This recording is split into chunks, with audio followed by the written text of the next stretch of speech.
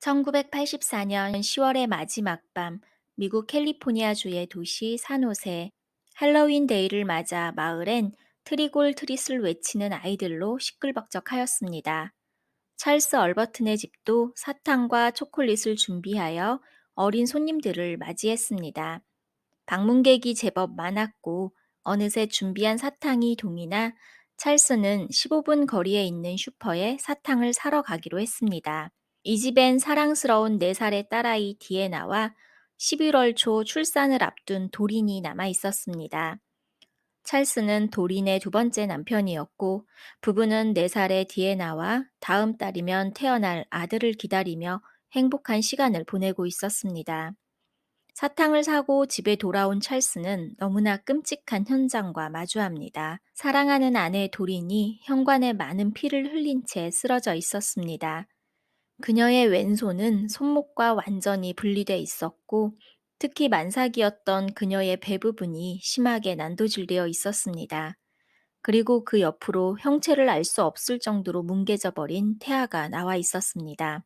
믿을 수 없는 이 상황에 완전히 패닉 상태가 된 찰스 옆으로 디에나가 소파 뒤에서 튀어나와 찰스의 손을 잡으며 울었습니다. 다행히 디에나에게선 어떤 상처도 보이지 않았습니다. 찰스는 딸을 부엌으로 데리고 가 가급적 현장을 보지 않도록 하고 급히 신고했습니다. 구급대와 경찰이 도착했을 때 찰스의 옷이 피범벅임을 발견하고 그를 체포했으며, 그가 창문을 걷어차며 분노했지만 수갑을 채운 채 순찰차에 태웠습니다. 태아는 이미 살릴 수 없는 상태지만 도리는 아직 맥박이 뛰고 있었습니다. 그러나 병원에 도착하기 전 도리는 완전히 숨이 끊어지고 말았습니다. 경찰의 수사가 시작되었습니다. 어린 디에나가 끔찍한 일을 기억하고 있었습니다. 디에나에 따르면 아빠가 나가고 오래지 않아 현관문을 쾅쾅 두드리는 소리가 들렸습니다. 트리골 트릿을 외치는 어린 손님들과는 확실히 다른 시끄러운 소리였습니다. 하지만 엄마 도리는 어린 아이들인 줄 알고 문을 열었을 것입니다. 그러나 이내 마주한 건 사랑스러운 아이들이 아니라 도린보다 키가 큰 늑대 가면을 쓰고 털옷을 입은 늑대의 모습이었습니다. 도린은 놀랐지만 그가 누군지 곧 알아차렸습니다. 도린은 늑대 가면에게 당장 가라며 소리쳤고, 늑대 가면은 도린에게 널 죽여버릴 거야 라고 외쳤습니다. 도린은 다급히 디에나에게 숨으라고 말하면서 늑대 가면을 쓴 남자와 대치했습니다. 그러나 키가 150cm가량 되는 만삭의 임신부가 맞서기엔 너무나 힘든 상황이었습니다. 게다가 늑대 가면을 쓴 남자의 오른손엔 18인치의 마체테까지 들려 있었습니다. 짧은 시간 말싸움하다 분노한 늑대 가면은 결국 오른손을 들어 올렸습니다. 겁에 질린 도리는 살려달라며 애원했지만 이미 이성을 잃은 남자는 무자비하게 마체테를 휘둘렀습니다. 소파 뒤에 숨어 있던 디에나는 둘의 대화와 고성, 울부짖음을 들으며 차마 눈을 뜰 수가 없었습니다. 도린의 소리가 사그러지자 늑대 가면은 곧장 집을 떠났습니다. 수사관들은 현관문 옆에서 과장된 이빨, 튀어나온 눈, 튀어나온 혀가 있는 늑대 가면을 발견했습니다. 그들은 또한 보도블록 아래로 이어지는 핏자국을 발견했는데 어느 지점에서 갑자기 사라졌습니다. 범인이 차를 타고 도주했을 것으로 추측했습니다. 경찰은 혈액 샘플을 수집할 수 있었지만 당시에는 피해자나 가해자의 혈액형만 식별할 수 있었습니다. 신문을 위해 찰스를 구금했고 다른 조사팀은 이웃을 탐문합니다. 그들은 제일 먼저 남편을 의심했습니다.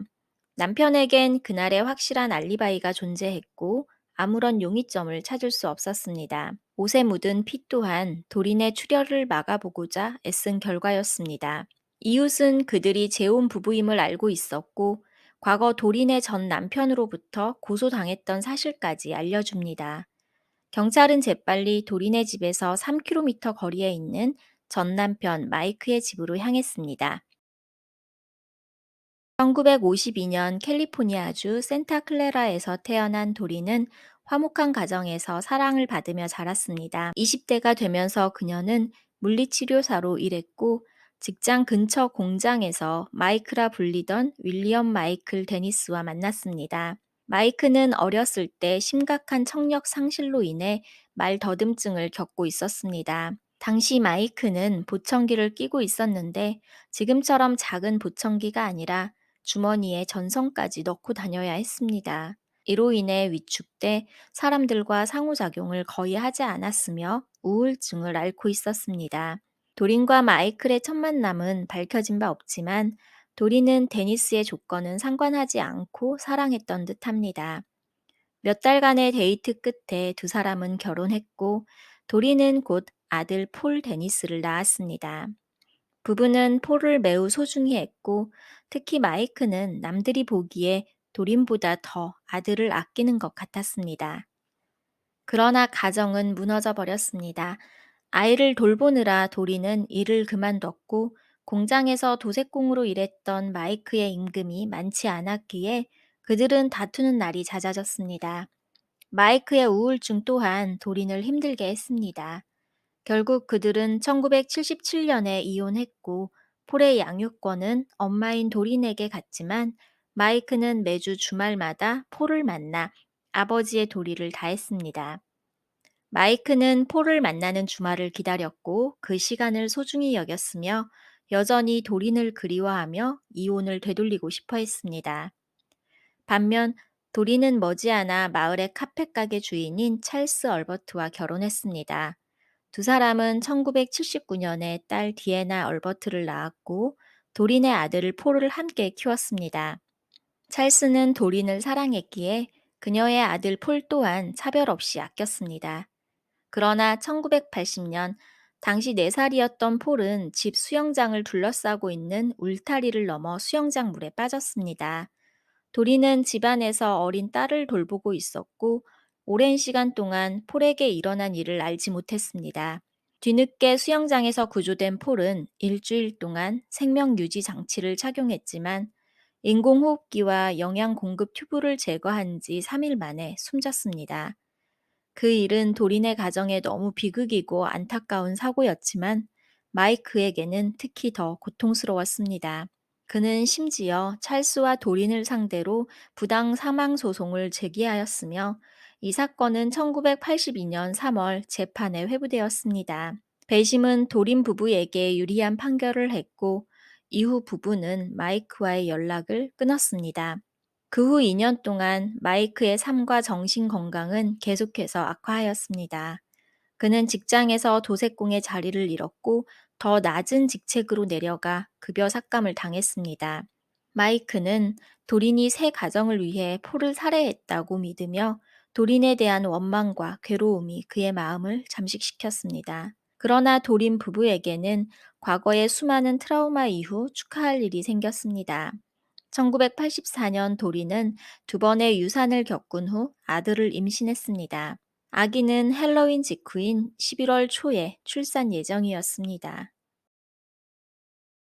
경찰은 마이크의 집 마당에 주차된 트럭을 먼저 발견합니다. 손전등을 들고 안을 들여다보니 핸들과 키, 기어에 피가 묻어 있는 것을 확인했습니다. 마이크의 집 문을 두드렸을 때 응답하지 않았지만 불이 켜져 있고 물 흐르는 소리가 들렸습니다. 시간을 두고 다시 노크했을 때 마이크는 가운을 입고 문을 열었습니다. 경찰이 아내의 살해 사실을 알렸을 때 그는 당황한 듯 했지만 그들을 안으로 초대했습니다. 수사관들은 그의 오른손에 붕대가 감겨 있는 것을 발견했는데 그는 칼을 가지고 놀다가 생긴 것이라고 주장했습니다. 마이크는 그들에게 숨길 것이 없다며 말했고 그들이 그의 집을 수색하도록 허락했습니다. 수사관들은 집 내부와 옷가지에서 단순한 칼에 의한 상처보다 더 많은 피를 발견했습니다. 세탁실과 주방에서 핏방울이 발견되었고 침대 위에는 피 묻은 청바지가 있었습니다. 쓰레기통에 피 묻은 붕대와 거즈 덩어리를 보는 순간 수사관은 그를 돌인 살해 혐의로 즉시 체포했습니다. 마이크는 전처 살해를 부인했고 증거가 있음에도 불구하고 그는 48시간 만에 풀려났습니다. 그러나 1984년 11월 5일 마이크의 혈액형이 범죄 현장에서 발견된 혈액형과 일치함을 확인한 후 그는 다시 체포되었습니다. 이후 그의 집을 더욱 철저하게 수색하는 동안 경찰은 철물점에서 받은 영수증과 18인치 칼날이 달린 마체테 라벨을 발견합니다. 그의 차고에서 그들은 또한 두 개의 수제관을 발견했습니다. 마이크는 찰스와 도린을 죽여 강에 유기하려 했음을 밝힙니다. 관과 함께 시체를 담을 큰 가방, 무게추 및 샌프란시스코만 지도도 발견되었습니다. 늑대 가면 또한 마이크의 것으로 확인됩니다. 1년 전인 1983년 헬로윈 파티에서 마이크가 그것을 착용하고 찍은 사진이 있었습니다. 1988년 8월 마이크는 도린을 1급 살해하고 그녀의 태아를 2급 살해한 혐의로 유죄 판결을 받았습니다. 변호인은 마이크가 정신병을 앓고 있다고 말하면서 또한 그가 살인이 일어나기 직전 급여가 삭감되는 일을 당했는데 이는 그의 우울증에 영향을 미쳤다고 말했습니다. 같은 해 9월 그는 사형을 선고받았고 현재 73살인 윌리엄 마이클 데니스는 사형수로 수감되어 있습니다.